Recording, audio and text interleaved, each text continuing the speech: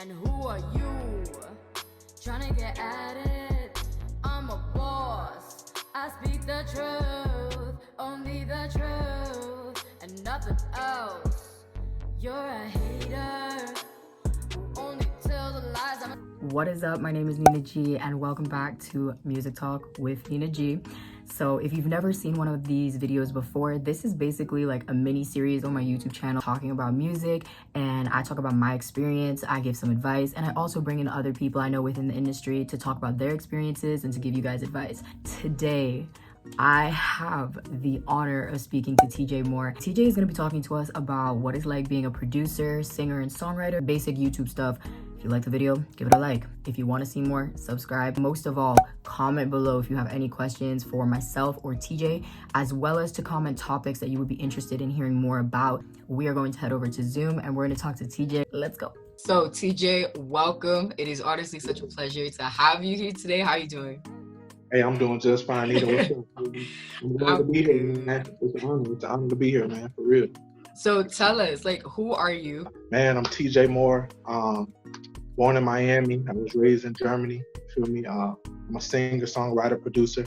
Came a long way, and I got a long way to go. So yeah, you said you're a singer, songwriter, producer. How did you get started? What do you do in the industry, and how did it come about? That's a loaded question. Humbly said, man, I began my career back in 2002. I was still in high school in Germany. So I began my career there as an artist, but not until about 2008, I got my first opportunity as a songwriter. So I began songwriting in the UK.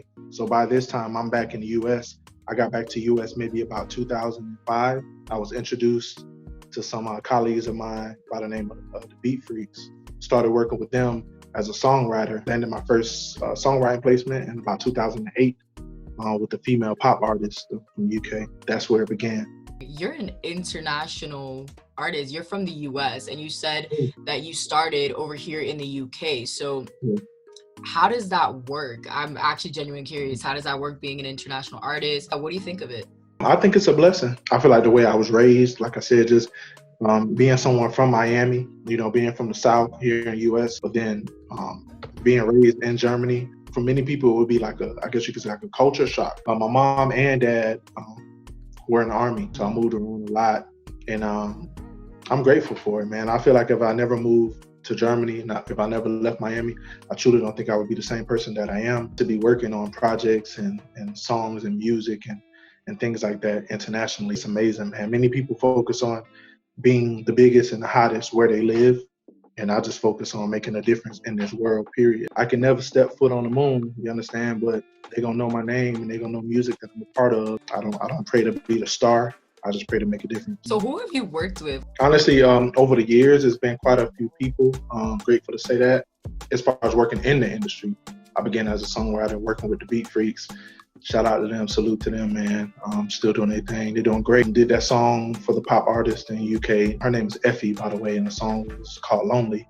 A little bit after that, I wrote a single called Lipstick for an artist that was on X Factor by the name of Curtis Moore, featuring Scorcher. Jacquees did a record for him on one of his projects, again with the Beat Freaks. I co-wrote this song.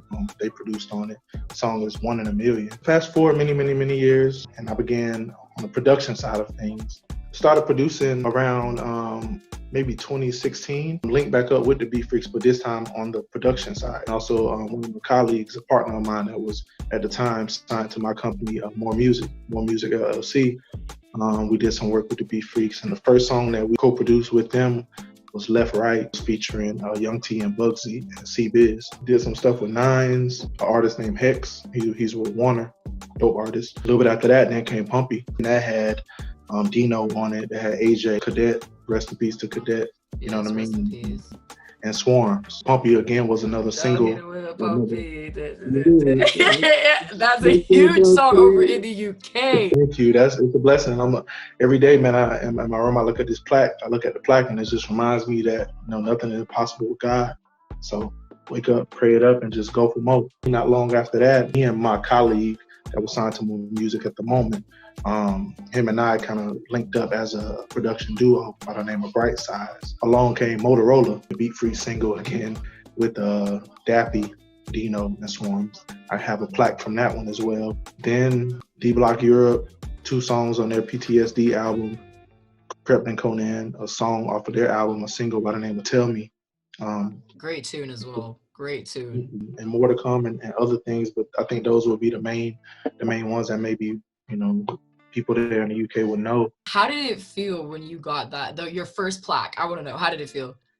It felt like it was a long time coming because honestly, with social media, you see so many people, they have their plaques, they have their awards, they're Grammy nominated, and they're doing these things. I've seen people go and go platinum and go diamond, and I'm like, wow, but I just knew my time was coming. I always bigged them up. I always told them, do your thing, congratulations. And now here I am, 3 plaques sitting over here. Yeah, man. So God is good, man, and I'm just grateful that I was able to be a part of those songs, play my part as I did. Let's talk about that actually, because I feel like it's not talked enough about how underrated songwriters, producers. I think it's a conversation that needs to be held. I always wonder, why don't I hear about the people who work behind it?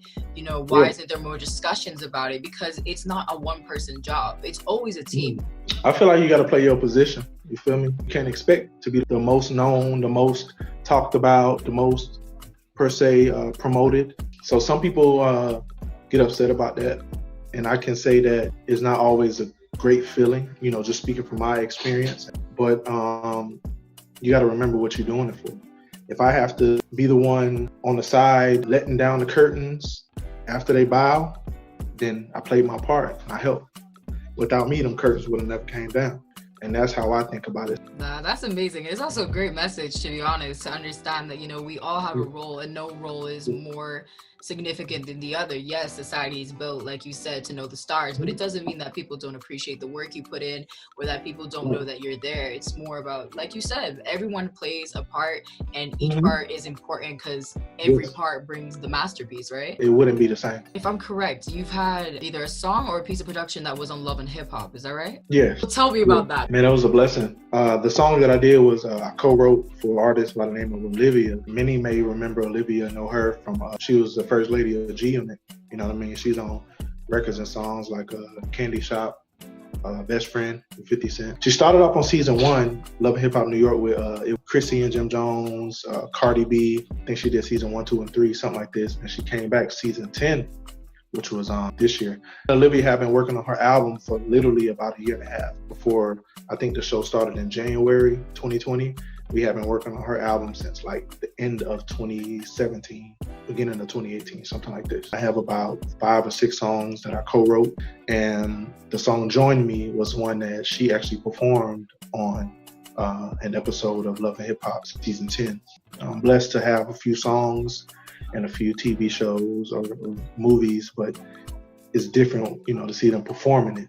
You understand? So she actually performed it in the segment. It was just amazing to watch it. My mom watched every episode with me because we knew the song was going to be on there, but we didn't know what episode it was going to be on. So we watched every episode. Oh, wow. So what was one of, I guess, like your most memorable moments with the music, and like what insight knowledge did you learn from it? I guess in my career, it's about keeping it moving. Everybody's not going to love what you do as you love what you do. But as long as you keep the faith and you keep going, it's inevitable that blessings are going to come. I learned that for some time. I used to get upset if I write the hardest song in the world that I felt didn't really get the response that I was looking for. At times it would discourage me. But I also understand just because it's not what somebody else is looking for at the moment, that doesn't mean that it's not going to be this time. You have to give it time. You have to be patient. You have to be willing to put it all on the line. And remember that it may not happen when you want it to, but it's going to happen when it needs to. Again, I've had a song that I recorded on the artist side, a song of mine that I recorded in 2009, and it got picked up in 2018 for a national TV show. Now, anytime I get a chance to tell somebody something that I feel like is important, that's one of the things that I tell them. What advice would you give to someone who's just starting? You must apply yourself. Whatever you feel like that means, for me, apply yourself means you have to introduce yourself. So you want to get that job, what you got to do? You got to go through that process. You have to apply yourself. And ain't no difference in any other part of life. If you're looking to be a part of something, if you're looking to move forward in something, you can't expect them to just magically find you. Like they have some kind of crystal ball or something. If they're selling crystal balls, y'all need to let me know. I need it. Nah, you have to be willing to put in the time, and the time you put in may not be the same time somebody else put in. You may have to put in 10 times as much as they have. I'm 34 years old now, and I'm still going, and I'm still not at my peak. That's so inspirational. Like, I have so much respect for you. So, like, what's next for you? Prayerfully, more progress, man. I have a few artists that I'm working with under More Music. You know what I'm saying? So shout out to them. And I'm just here to help, man. So again, I'm aiming to walk in my purpose and living my purpose. So just here to make a difference. Have these type of talks right here and just enlighten people from experience rather than opinion. Though my experiences may be different than others, and yours may be different than mine, and it may be different for the person that I'm speaking to. If they can take even one thing from anything I tell them or do for them, then I feel like I did my part, and that's my purpose. And what's next for me is just whatever God has planned for me. Energy, we love to see it. We love to see it.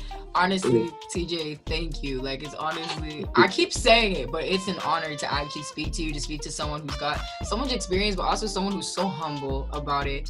And you can genuinely tell you're just so passionate. And I want to just say thank you so much for like coming to talk to me, coming to talk to whoever may watch this.